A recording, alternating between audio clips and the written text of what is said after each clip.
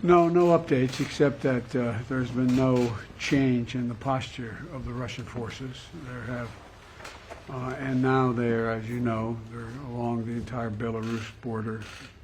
And I made it clear to, early on, to President Putin that if he were to move into Ukraine, that there'd be severe consequences, including significant economic sanctions, as well as I'd feel obliged to beef up our presence, NATO's presence on the Eastern Front, Poland, Romania, et cetera.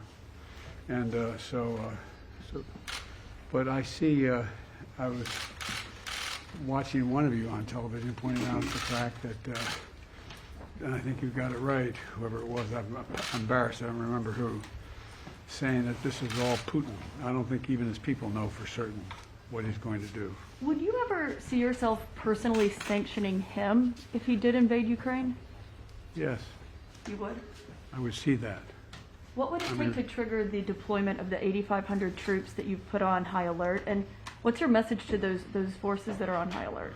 Those forces in high alert they're part of a NATO operation, not a sole U.S. operation, and I've made it clear to President Putin that we have a sacred obligation, Article 5 obligation to our NATO allies, and that if in fact he continued to build up and/or was to move, we would be reinforcing those troops.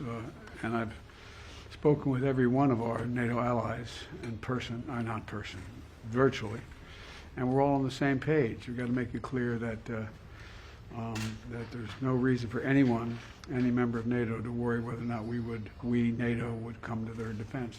May I ask you about when you'll make a decision about deploying those troops? What will lead to that? What would lead to that is what's going to happen, what Putin does or doesn't do.